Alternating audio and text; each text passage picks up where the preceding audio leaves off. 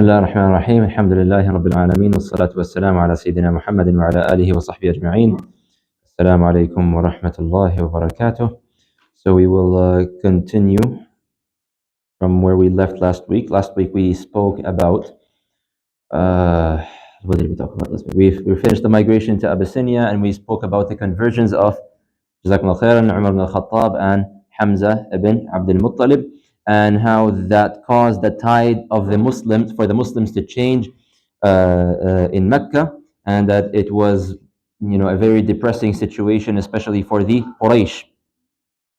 So the Islam of Umar ibn al-Khattab radiallahu anhu and Hamza radiallahu anhu both were like two slaps on the face to Quraysh.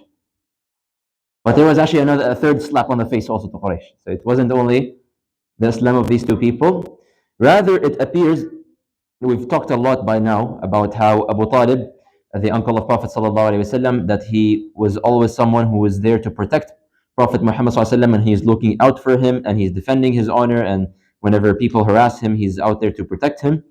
So it appears that Abu Talib also added some pressure onto Quraysh. So what happened is that, we've talked about these incidents before, that in several incidents, Prophet Muhammad ﷺ was harassed, and sometimes it was physical, and sometimes it might have even been life-threatening.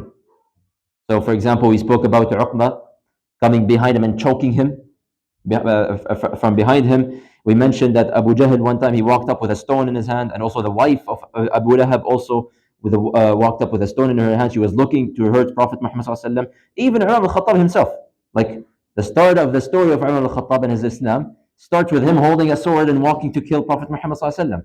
So there were many factors that were now threatening Prophet Muhammad ﷺ. So it appears that Abu Talib, he held some sort of private meeting. Who were the people in the meeting? The Banu Hashim. The Banu Hashim, the Banu Muttalib, and the Banu Abd Manaf. So basically the sub-tribe of Prophet Muhammad ﷺ, Muslims and non-Muslims.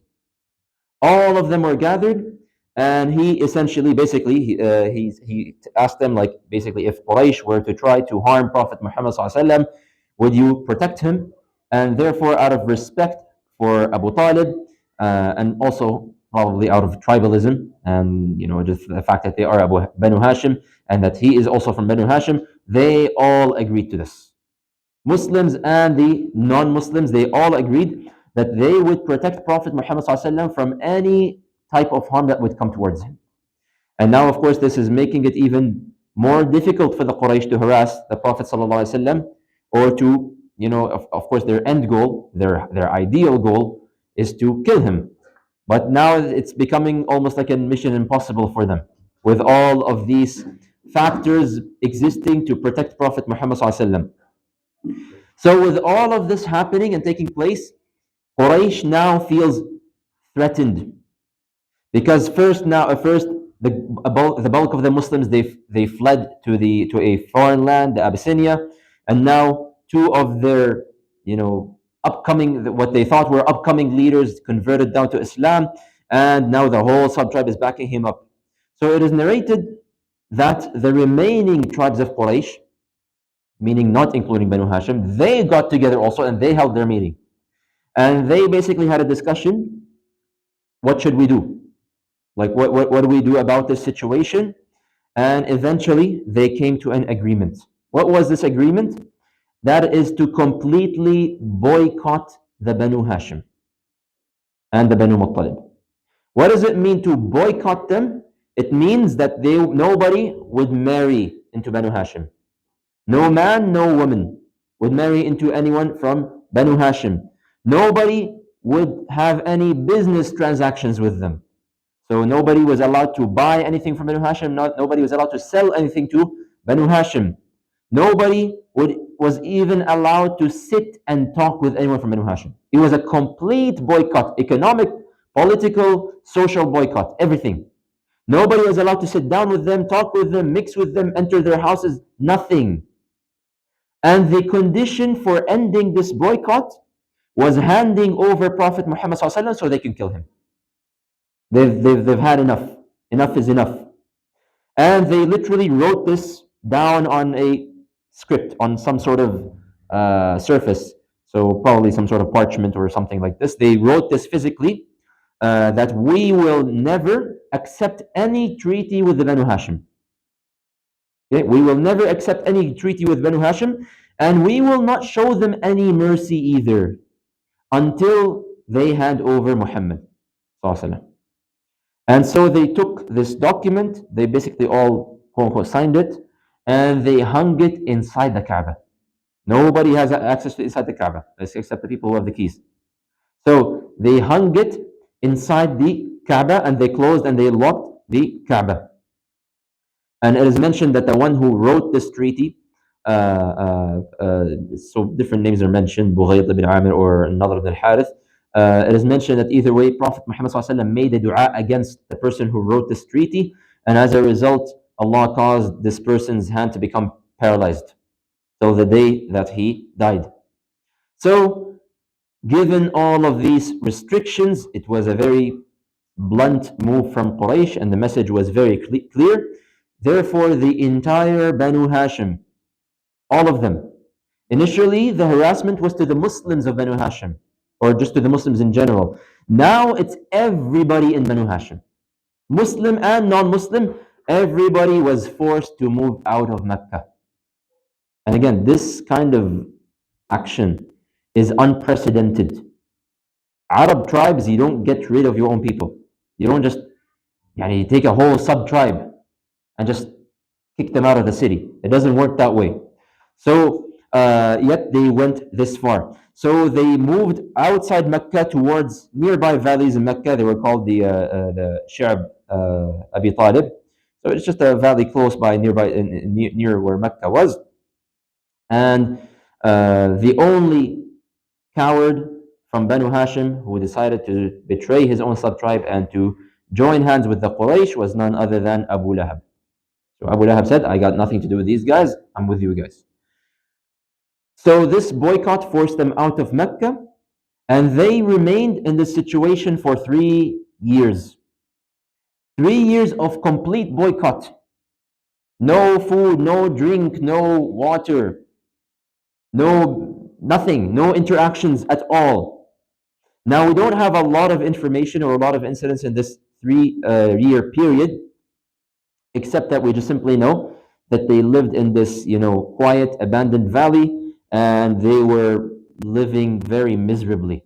The Banu Hashim were living, they had one of the toughest times in their lives in this area, because, again, when you don't have any food and drink and you're living in the middle of the desert, what are you going to do? They're drinking whatever rainwater, it comes down upon them. They don't have any food, so they're eating from the dry shrubs of the desert and any leaves and any animal skins that they can find. Just food that literally has zero nutrition, because they literally have no other alternative. And even it is narrated that Bilal would say that we began defecating like the goats would defecate, meaning you would look at the human defecation versus the goat defecation, you would not tell the difference, because they're eating the same things. They're eating leaves and whatnot. And the Quraysh, as they had promised in their agreement, they had no mercy upon these people at all. It is mentioned that anytime a caravan or any businessman or anybody who had some supplies to sell to Mecca, like any visitor who was coming to Mecca to sell some supplies, and they would arrive in Mecca, Quraysh would immediately go and they would buy their entire supplies. Any food and drink they have, Quraysh would buy it off, such that the Banu Hashim have nothing to receive from this. And it is mentioned that even sometimes when Banu Hashim would arrive before the Quraysh to buy some of the food, to buy the supplies, Quraysh would then return, they would bargain with the owner of the business, with the caravan or something, and they would offer a higher price. So if this guy is paying $5, I'm going to pay you $10.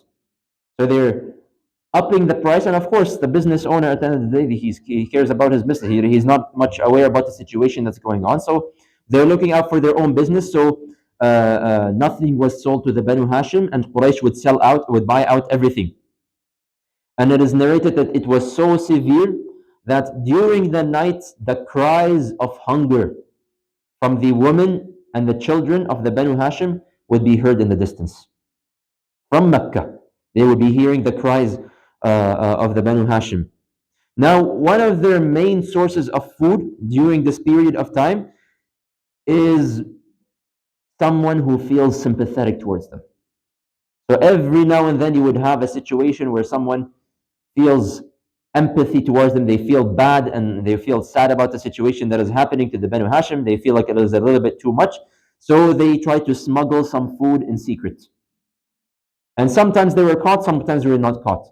And we are mentioned, there are several names that are mentioned here who tried to secretly help the Muslims. So of them was the nephew of Khadijah radiallahu anha, and his name was Hakim ibn Hizam.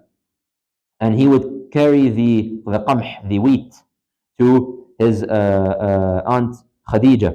And it is mentioned that although one time Abu Jahl caught him, and he told him, what are you doing with this food? And he tried to prevent him, he tried to stop him. But another man happened to also sympathize with the Muslims. He stopped in front of Abu Jahl, and he told Hakim to continue going. And then there was a little bit of a pushing and shoving happened between this man and Abu Jahl, and his name was Abu al-Bukhturi. Abu al-Bukhturi ibn Hisham, who was also one of the sympathizers and who was also of the people who would try to help out with any food, whatever he could. And even despite all of these difficulties, the books mention that whenever it was Hajj season, Prophet Muhammad would leave, he would go out, he would go to the tribes, and he would still continue the work of da'wah. So the work of da'wah did not stop despite all the difficulties that were going on, and he continued whenever he gives da'wah that he would face the same harassment from Abu Lahab and his small gang. Now, how did the boycott stop? Throughout these 3 years, it appears that Quraysh, the opinion in Quraysh has now been swaying a little bit. Initially, yes, and if everybody in Quraysh was against the Banu Hashim, that, just get them out of here. But after the situation is escalated and it's now food and hunger, now some people have changed their minds on the situation. So now you have kind of like a mix of two opinions in Quraysh. You have a group of people who are now against this treaty and against this boycott, and they just want to get rid of it and to stop it. And you have a group of people who don't mind it at all, and they have no issues with it whatsoever. So it appears that those who were against it, they banded together. They got together. And it is mentioned that a man named Hisham ibn Amr, and he is also of the people who would sneak food to the Banu Hashim. One day he visited his friend, Zuhair ibn Abi Umayyah, who is, by the way, the son of Atika binti Abd al-Muttalib. So meaning he is a cousin of Prophet Muhammad sallallahu alaihi wasallam. So he goes to, he visits his friend basically, and he says to him that, "O Zuhair, أرضيت أن تأكل الطعام وتشرب الشراب وأخوالك بحيث تعلم?" That, "O Zuhair, are you happy with the situation? Are you happy that you get to eat whatever food that you want? You get to drink whatever water you want? Whereas your own blood relatives are in the situation and you know very well what situation they are in?" So he responds to him and he says, "ويحك فما أصنع وأنا رجل واحد والله لو كان معي رجل آخر لقمت في نقضها." Like, what do you want me to do? I'm just one man over here. Even if I'm against it, there's nothing I could do. And I swear by Allah, if only I had one person who stood by me, then I would go ahead and I would stand against this boycott. So he responds to him and he says, "Well, you've already got a person." So he says, "Who?" He says, "Me. I'm with you. I am also against this boycott." So the both of them, they band together. And they agree with each other, "Let us go and find a third person."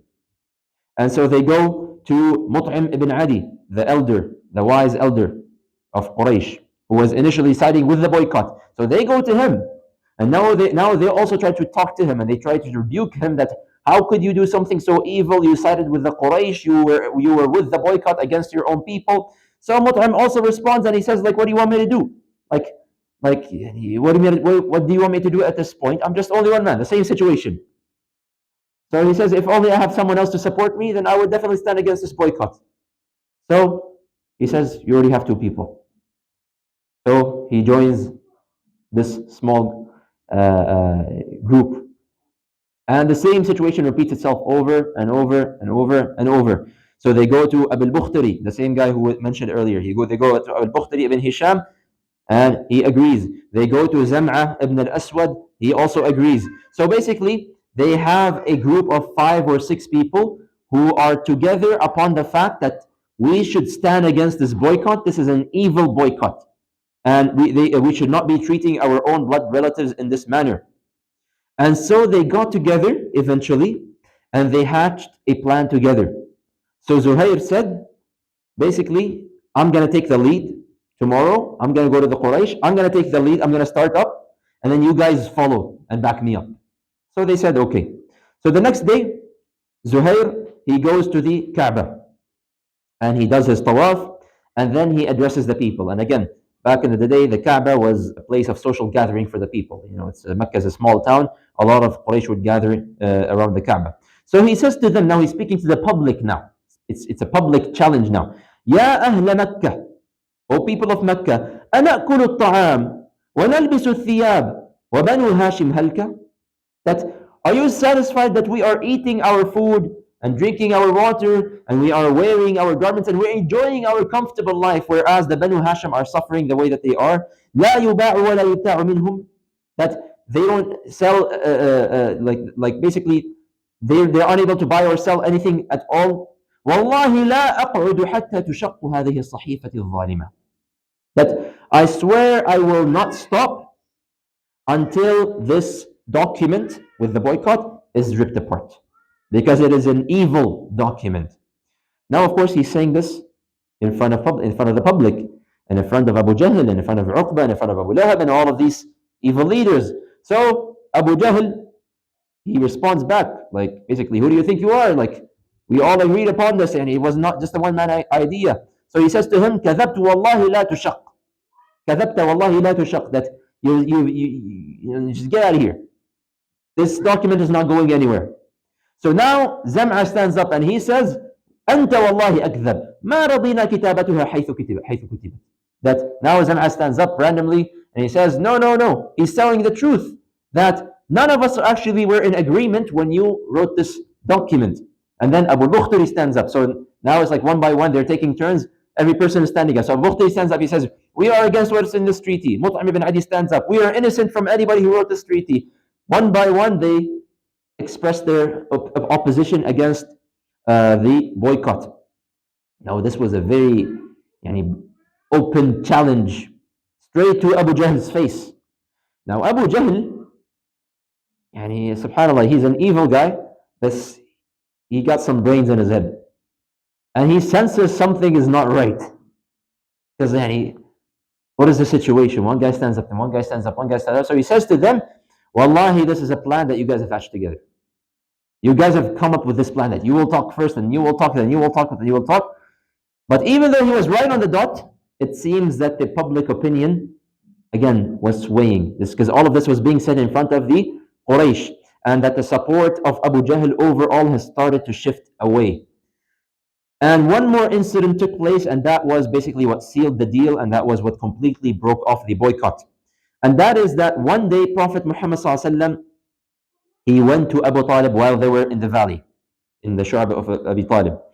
And he says to him, Ya Am, Inna Allah qad sallat al-arbata ala sahifati Quraysh. Allah Azza wa Jal has sent, some kind of insect on this document. فلم تدع فيها اسما هو لله إلا أثبتته فيها ونفت منها الظلم والقطيع والبهتان. That Allah has sent upon this document that is sealed and stored and locked inside the Kaaba some sort of insect that has ate away this whole document except for any mention of the names of Allah. So Abu Talib says, أربك أخبرك بهذا? Did your Lord tell you this? So Prophet says, yes. So Abu Talib now, he takes this information, and for the first time, he marches towards the Kaaba, and he now addresses the Quraysh and Abu Jahl and Abu Lahab and all of these people. And he says, basically, guys, hey, I got a deal for you guys. I have a deal for you. إن ابن أخي أخبرني بكذا وكذا. That my nephew, Prophet ﷺ, has come to me and this is what he has informed me. That this document that's inside the Kaaba has been eaten up except for such and such. فهلم صحيفتكم فإن كانت كما قال فانتهوا عن قطيعتنا وانزلوا عنها وإن كان كاذبا دفعت إليكم ابن أخي. So he says, bring this document from inside the Kaaba and I have a deal for you. If what he said was true, because they're accusing him of being a liar and a magician and being someone who's fake. So he says, if he is saying the truth, and if you open the Kaaba right now and you bring out this document and you truly find it nothing but except for the words of Allah, then you have to agree to end this boycott. And you have to step down. But if you open it and you still find it as it is, then I shall hand my nephew to you. Yes, Abu Talib, this is Abu Talib who is speaking this to Abu Jahl and his gang. So now to them, this is a very tempting offer. Because how could possibly an insect just crawl inside the Kaaba? And even if an insect crawls inside the Kaaba, like to eat the entire document inside, except for some words. So to them, this was like a free win. They thought it was a free win. So khalas, alhamdulillah, the man has come back to his senses. We're going to get Prophet Muhammad. So they immediately agreed. But of course, when they opened up the Kaaba, they unlocked it, they brought out the pouch, they took out the paper, and they found that the whole document has been eaten up except for the words Bismikallahum. Bismikallahum. And so they were incredibly frustrated, they were infuriated, but they could not do anything because they made a promise. They can't now go back on the deal once they've accepted. It goes against their own honor and dignity. And so that was what nullified the boycott, and that was what allowed the Banu Hashim to return back to Mecca. And this was now happening in the 10th year of Da'wah. So the boycott began probably sometime around the beginnings of the 7th year of the Da'wah or so. And now we are on the beginnings of the 10th year of the Da'wah. So, and subhanAllah, despite anyone who would witness such a thing, it's clearly a miracle. This is clearly a miracle from Allah Azza wa Jalla. It's a sign from Allah to the Quraysh that this man is speaking the truth. Yet, when someone is clouded with arrogance, you will give them a million miracles and they will not believe. And they will come up with a million excuses if they have to. This is a magician, this is a fortune teller, this is this, and this is that. So they rejected just like they usually did. Now, subhanAllah, there's one point of benefit here that we extract from this incident of the boycott. And that is we get to see here an example of the ties of kinship between the Banu Hashim and the Banu Abdul Muttalib. That those who were non-Muslims, even though they were non-Muslims, they were pagans, idol worshippers, they stood by their Muslim, brethren, simply because they came from the same tribe. Just out of, I guess out of today we call this nationalism. And back in the day it was called tribalism, today it's called nationalism. Same exact thing. And therefore we learn also from this that it is a part of da'wah. When it comes to giving da'wah, there is wisdom in giving da'wah. That it's part of the wisdom to look for the people in our vicinity, people whom you know that they have a soft spot, people whom they might not be Muslims, but what they are capable of doing. Perhaps they have a position, and perhaps that if I were to present to them my case, then they will empathize with me and they will stand with me. So therefore, and clearly again we see this, we get to see that Prophet Muhammad ﷺ, he took advantage that there were a few people in Mecca, 5 or 6 people, who were not Muslim, but they wanted to help the Muslims. Why did they want to help the Muslims? Because humanity. They thought that what was happening was wrong. And these are our own families and our blood relatives. And so Prophet ﷺ took advantage of this help. So he didn't just say, oh no, you guys are non-Muslims, therefore, sorry, you cannot accept your help. So every nation and every land in every time has good people and has bad people. So it is wisdom and of the wisdoms of da'wah to utilize the good people, even if they are non-Muslims, so that they can help the situation for Islam. So therefore, like for example, today, as Muslims who are living here in Calgary, in Canada, with all the situations that are happening around the world, perhaps as Muslims who are a minority, there's not much that can be done when one of us speaks up. But when we have, so for example, a non-Muslim who that perhaps has some sort of position of authority and empathizes with the Muslims for whatever reason, even if he has something to gain, but he is willing to show sympathy to the Muslims for their situation, then it is our wisdom from our end to use these people for our own benefit. Whether it is for the Palestinian cause, whether it is for the curriculums that are being taught in our schools and whatnot. So we should use and benefit from the people who are around us.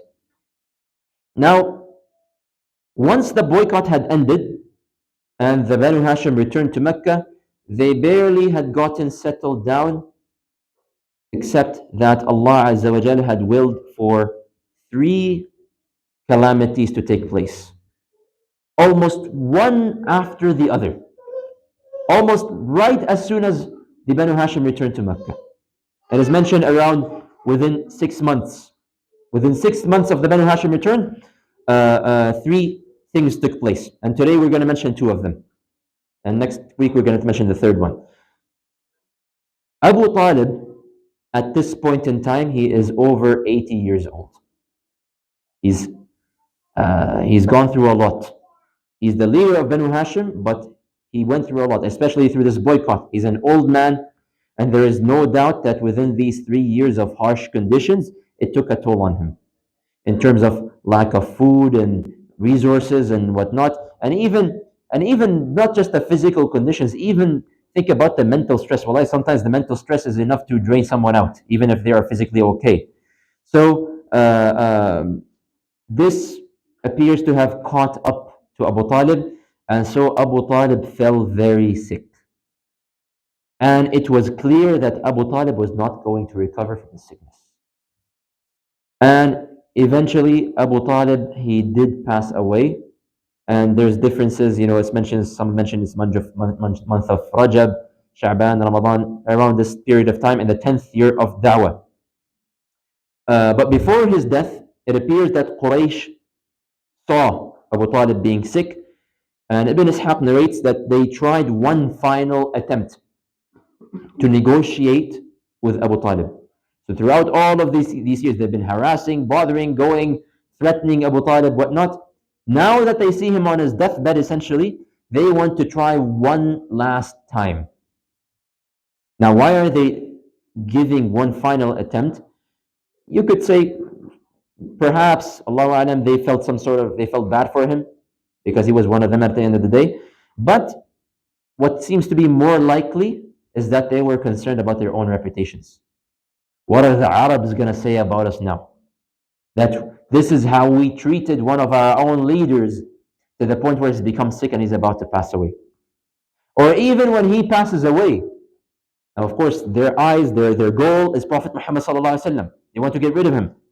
But how is it now going to look like to the rest of the Arabs to see that while Abu Talib was alive, Prophet Muhammad sallallahu alaihi wasallam was okay, but as soon as he's gone, now they're going to pounce on him? So now it's kind of like, what? This is not a good look in terms of honor and dignity in front of the rest of the Arabs.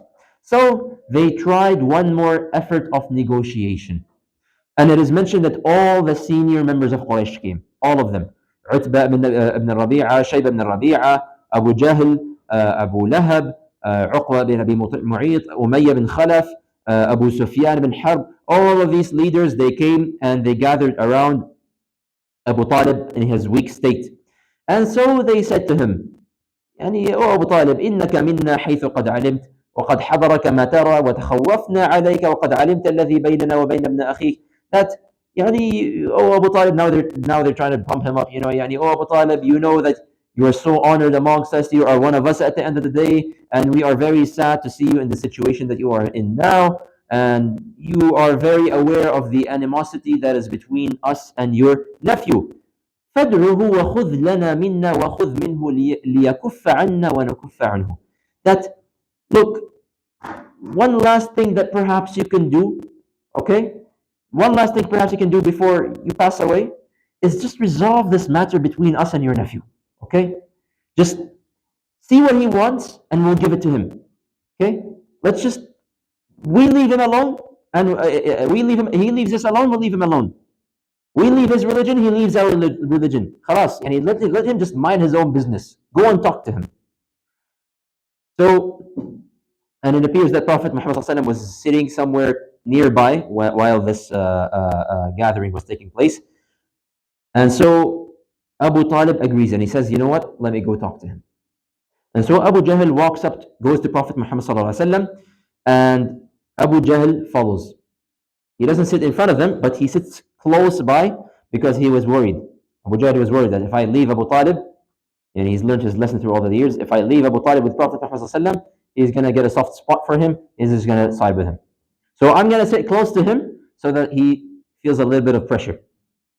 So Abu Talib said, speaking to Prophet Muhammad يا ابن أخي هؤلاء أشراف قومك قد اجتمعوا إليك ليعطوك وليأخذوا منك. That, oh my nephew, these are the senior members of your tribe. They have all gathered here. Basically, khalas, they want to resolve this issue. They want to resolve this. And like, what do you want? What can they give you such that khalas, you would leave them alone and they would leave you alone? So Prophet Muhammad responded, كلمة واحدة يعطونيها يملكون بها العرب. That I just want from them one word only. And if they say this one word, then not only will I khalas just leave them alone, but they will have superiority and control over the Arabs and over also what's beyond the Arabs as well. It's shocking to all of them. Like, what kind of special word can we say that gets us all of these amazing results? And so Abu Jahl blurts out, I will give you 10 words if this is what it takes. If this is, and he wants us to say one word, we'll give you 10. So, but of course, the word, the kalima that he wanted them to say, he says, تقولون لا إله إلا الله وتخلعون ما تعبدون من دونه. Just say the kalima لا إله إلا الله and stop associating anything with Allah. And so, as soon as he said this, Abu Jahl, he like just kind of like clapped his hands, like there's no benefit to negotiate with this man. And he says the words which Allah Azza wa Jal quotes in the Quran, and he says, أَجَعَلَ الْآلِهَةَ إِلَهًا وَاحِدًا إِنَّ هَذَا لَشَيْءٌ عَجَبٌ. And Allah, as a result of this incident, he reveals the beginnings of Surah Sad. صاد والقرآن ذي الذكر بل الذين كفروا في عزة وشقاق. The first section, the first half a page or so of Surah Sad were revealed as a result of this incident. But the point is, they tried to negotiate one more time, but they had failed. And very shortly after they did this, خلاص, now Abu Talib was in his sakarat. He's in his death pangs now. He's about to خلاص, pass away. And it is mentioned that Prophet Muhammad entered, this is an authentic narration, he entered upon Abu Talib and he saw Abu Jahl standing there. But he didn't care. And he still spoke to Abu Talib and he says to him, Ya Am, قل لا إله إلا الله كلمة أحاج لك بها عند الله. Oh my uncle, just say one word. Just say, La ilaha illallah. If you would say this word, then perhaps I can argue in front of Allah Azza wa Jal when I meet Him, so that you are saved. And so, as soon as he said this, now bear in mind, by the way, Abu Talib has seen a lot of things. He's been protecting Prophet Muhammad all this time. He's seen his fair share of miracles. He knows that this guy is upon the truth, sallallahu alaihi wasallam. However, what's the one thing that's holding him back? from accepting Islam? His position, his bloodline. I am the son of Abdul Muttalib. I am the leader of Banu Hashim. How can I give that all away? So therefore, as soon as Prophet Muhammad ﷺ told him, just say this one word, Abu Jahl, along with his companion who was next to him, Abdullah ibn al-Mughira, he blurts out as well, Ya Abu Talib, أترغب عن ملة عبد المطلب? O Abu Talib, are you about to leave the religion of your father Abdul Muttalib? And so Abu Talib did not say it. And so Prophet ﷺ would remind him again, just say this one word. Abu Jahl would say the same thing again. And so they continued back and forth until Abu Talib passed away and he did not say the kalima la ilaha illallah.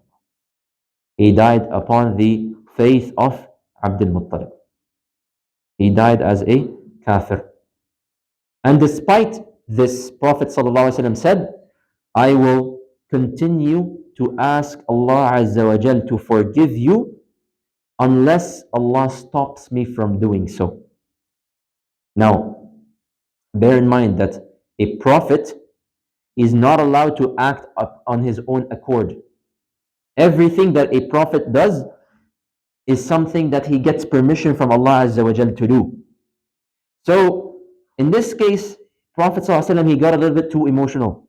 And he's saying that even if Allah hasn't told me that I can make, whether or not I can make istighfar, I'm going to do it unless Allah then tells me to stop. So as a result, Allah Azza wa Jal brought down verses from the Quran. ما كان للنبي والذين آمنوا أن يستغفروا للمشركين ولو كانوا أولي قربى من بعد ما تبين لهم أنهم أصحاب السعير. The verse in Surah Tawbah.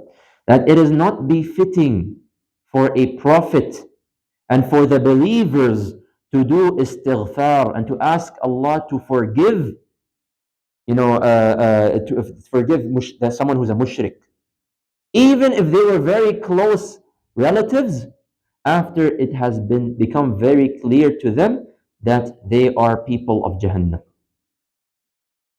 And at this, Prophet Muhammad ﷺ, he stopped making istighfar to Allah Azza wa Jal for Abu Talib.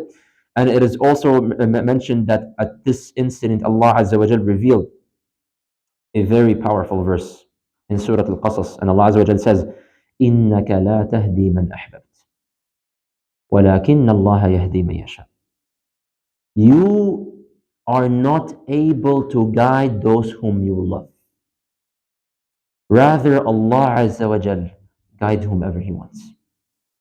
SubhanAllah. And so, there are several benefits that we learn from this death of Abu Talib.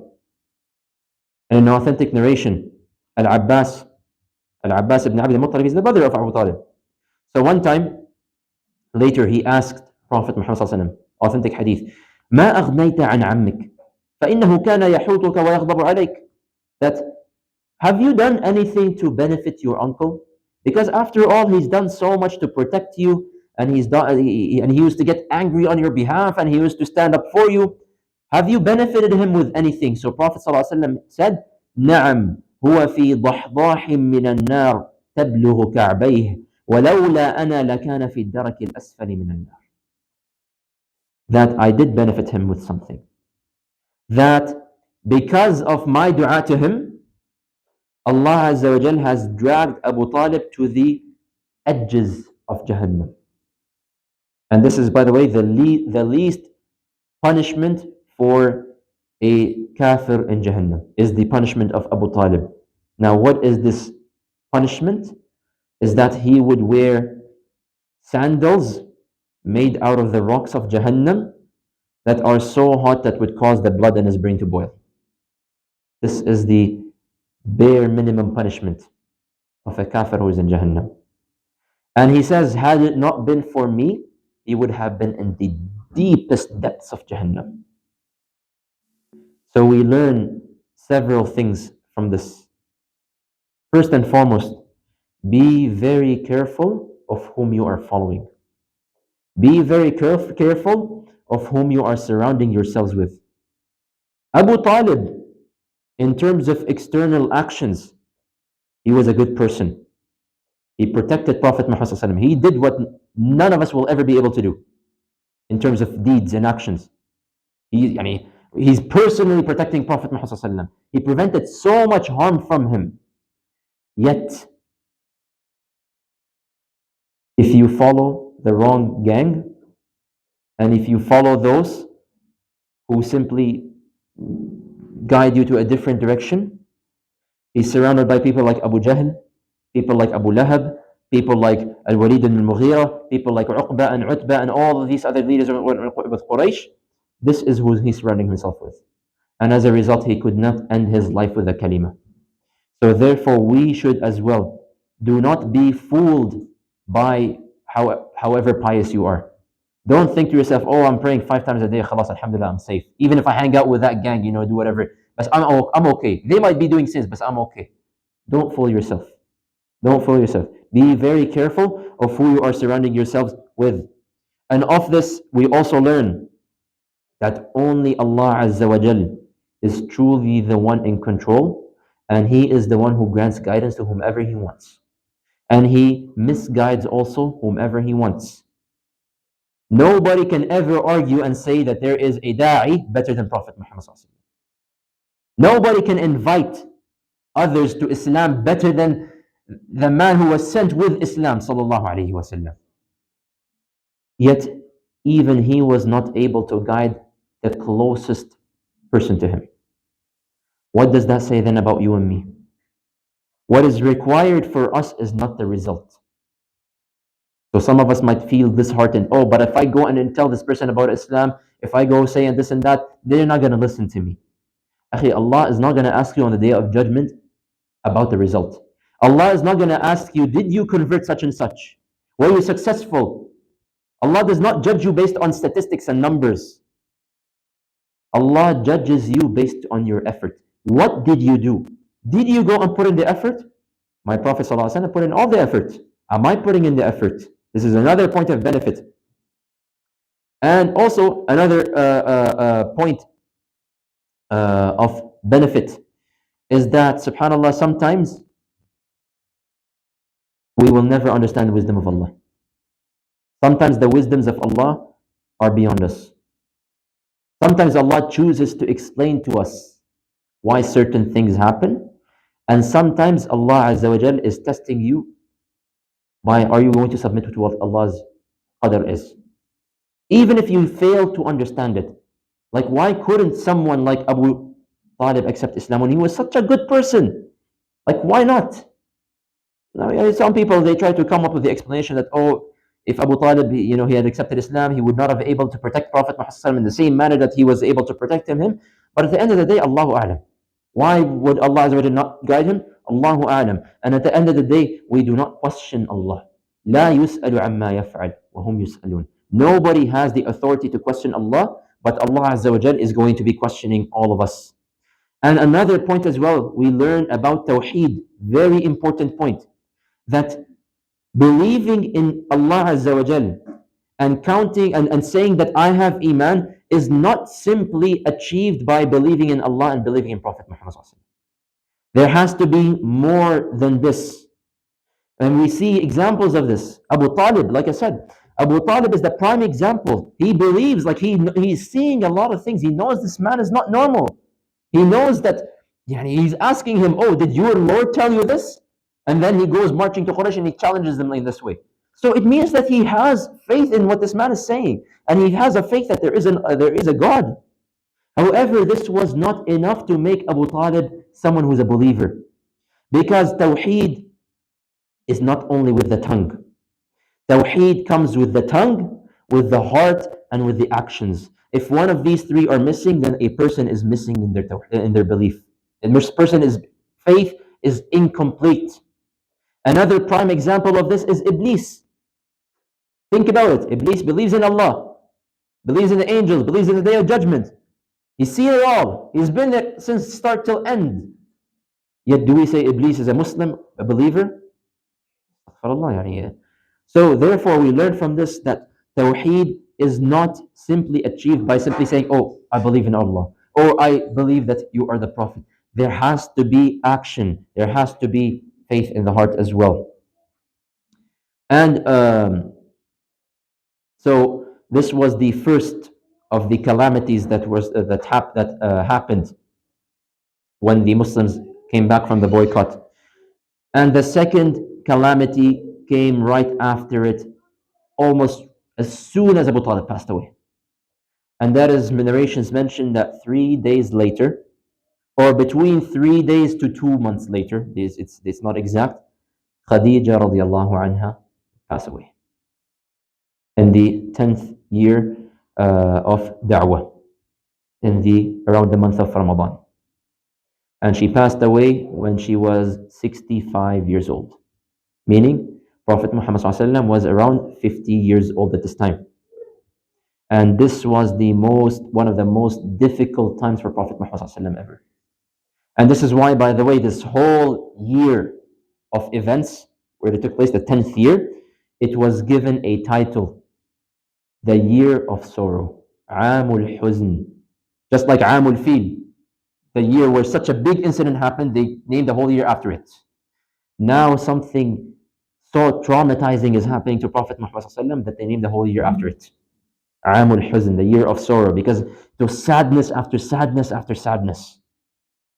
And so back then, back when Khadija radiallahu anha, she passed away, there was no janazah prayer at that time. Janazah prayer had not been revealed.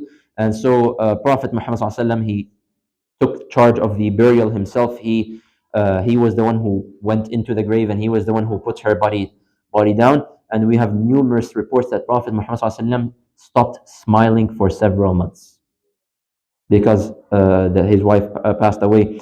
And we have so many narrations about the blessings of Khadija radiallahu anha, and so many narrations about how even later on, when he gets married to Aisha radiallahu anha, even though she was his favorite wife, that even she would feel jealous of Khadija even though she never met Khadija.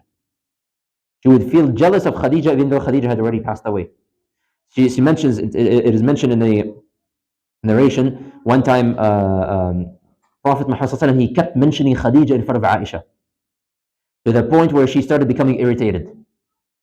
And so she blurted out something that she should not have said. And she said, "For how long are you going to be mentioning some old toothless lady?" خلاص, when Allah Azza wa Jalla has given you someone who is young and beautiful like myself, why would you keep mentioning someone like her? That when Allah has given you someone who is better than her.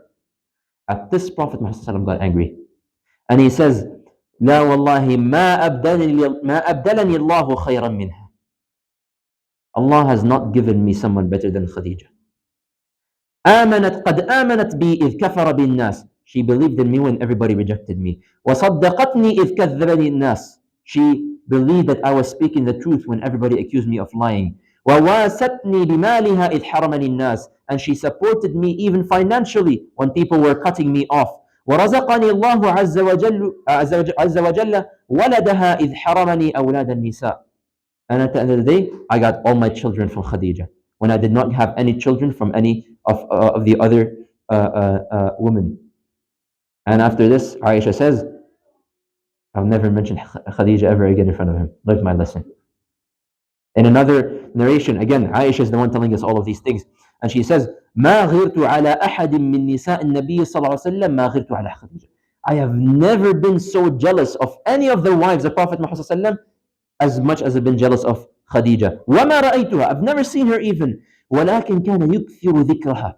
He used to mention her so many times. And وربما ذبح الشاة ثم يقطعها أعضاء ثم يبعثها في صداق خديجة. That sometimes, even after she had passed away, sometimes, he would slaughter like a lamb or a sheep or something, and he would slice up the meat, and he would go and gift the meat to the friends of Aisha. كأنه لم يكن في الدنيا امرأة إلا خديجة. As if there was no woman in the whole world other than Khadija. Oh, friends of Khadija, sorry, I meant it's a typo, sorry. The friend, so he would cut the meat and he would distribute it to the friends of Khadija. as if there was no other woman in the world other than Khadija. In an authentic hadith, Prophet ﷺ, he also said, بشروا خديجة ببيت من الجنة من قصب لا صخب فيه ولا نصب. That give the glad tidings of Khadija that she will have a house in Jannah made out of pearls, where she will have basically no disturbance and no noises or anything that would bother her. So when Abu Talib passes away, this is now a political trauma. When Khadija radiallahu anha passes away, this is now an emotional trauma. Well, not to say that he doesn't feel emotional trauma towards Abu Talib because that's his protector, but subhanAllah, when it's someone as close as Khadija, it hits different. And the Quraysh did not hold back. They saw an opportunity and they hit where they could. And so they increased the persecution and the irritation and the harassment unlike no other time. Now, we'll continue the details inshallah next week, but there's one more interesting incident actually that took place. And that is, it is mentioned in one of the books that after Abu Talib passed away, the new leader of Banu Hashim was now Abu Lahab. The biggest enemy of Prophet Muhammad is now the leader. However, there's an interesting narration that seems to indicate that Abu Lahab, once he assumed his position, he seemed to have a little bit of a soft spot. And that is, it mentions that there was one time a particularly severe incident where Prophet Muhammad was being very harassed and being insulted and cursed. Abu Lahab, he felt bad. And he went to Prophet Muhammad after that. And he says, Ya Muhammad, imdi lima arat, wama kunta sani'an idh kana Abu Talib hayyan fasna'hu. That he goes to Prophet and he tells him, O Muhammad, whatever you used to do in the time of Abu Talib, go and do it. لا واللاتي لا يوصل إليك حتى أموت. I will not allow anyone to harm me until I die. This is Abu Lahab. What's going on? Now, why did Abu Lahab say all of these things? SubhanAllah, when someone is not in the position of responsibility, it's easy for them to say certain things. But when they are in the position of responsibilities, they realize things are a bit different. So Abu Lahab, perhaps he felt a little bit of a sense of responsibility. Definitely, this is not out of love. Definitely, this is not out of love. But perhaps he felt a sense of responsibility that I need to fill in the shoes of Abu Talib. So, subhanAllah, when perhaps in our workplace or something, we might tell ourselves, oh, if I ever become the manager, I'm not going to become like this guy. I'm going to treat people like such and such. I'm going to do such and such. I'm going to accomplish this and that. But as soon as you're given the position, you now realize that, okay, actually, I have a whole bunch of things on my plate. It's not as simple as I assume it to be. So Allah, perhaps Abu Lahab felt a similar situation. That before Abu Talib was, when Abu Talib was there, he was like, he's my biggest enemy. Once he's now the leader, he's like, I have a responsibility. Abu Talib used to do this, so I got to do it as well. So when people heard of this, they started to spread a little bit of a rumor that Abu Lahab has accepted Islam. And so they went to Abu Lahab and they asked him directly, like, what's going on? Did you accept Islam or what? And so he responds to him, ما فارقت دين عبد المطلب. I'm still upon the religion of my forefathers and upon Abdul Muttalib.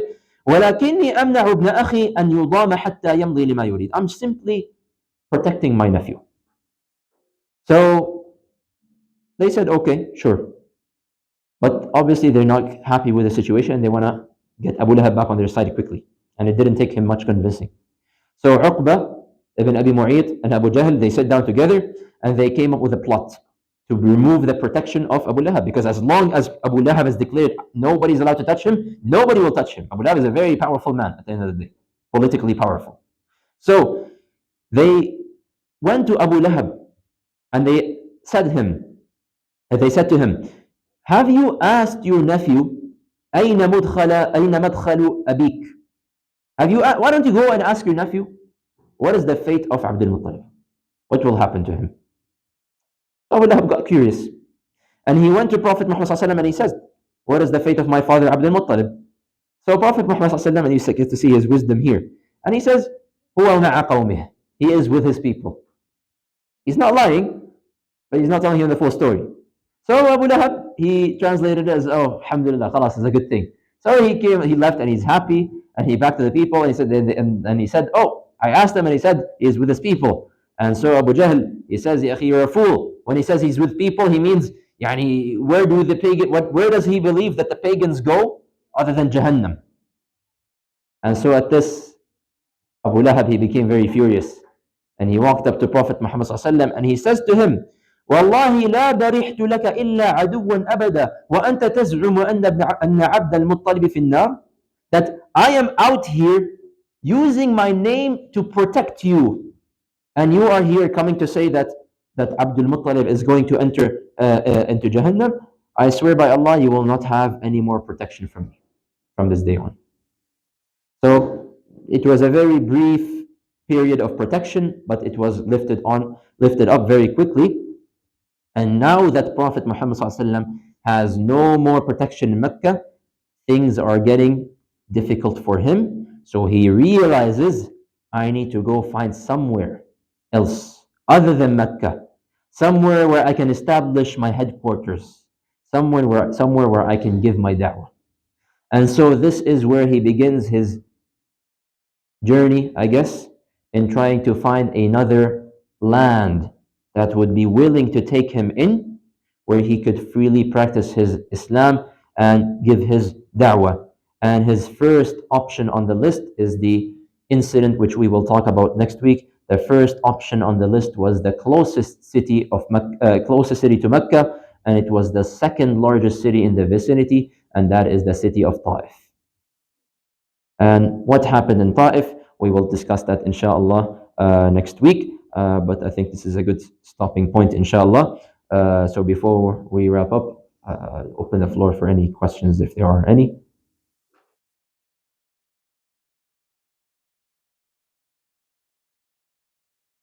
The surah that was revealed for is at that time revealed at that time? The surah of Surah Al-Masad, you mean? Yes, so we mentioned previously that Surah Al-Masad was revealed in the incident where Prophet Muhammad went public. So the first time during the third year when he climbed up the mountain of Safa and he told the Quraysh that save yourselves, I will not be able to save you. Abu Lahab was the first person to publicly oppose the message. And he said, تَبًّا لَكَ لِهَذَا جَمَعَةً, like, may you be cursed. Is this why you have gathered us? Basically, like, you just wasted our time. And so Allah Azza wa Jalla revealed down, تَبَّتْ يَدَا أَبِي لَهَبٍ وَتَبَّ. Yes. So he had a lot of hatred to him and his wife and his family. They had a lot of hatred to him due to the surah. That's one of the reasons. But subhanAllah, this is why I said this is an interesting incident to stumble upon, because it seems like all of a sudden he's like assuming has a different perspective now, and he's like, no, you know what, I'll protect you. So, Allah. Yes? How long did the Prophet stay in Mecca? He spent a total of 13 years in Mecca. 12 to 13 years in Mecca, and then the last 10 years were in Medina of his life. So now we're in the 10th year of da'wah, so we have 2 to 3 years left before Medina, the migration actually takes place, the hijrah takes place. Any other questions?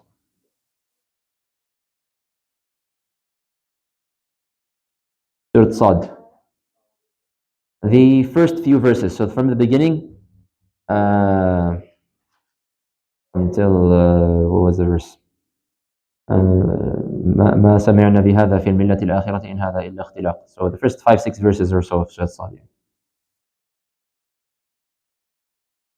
Any other questions?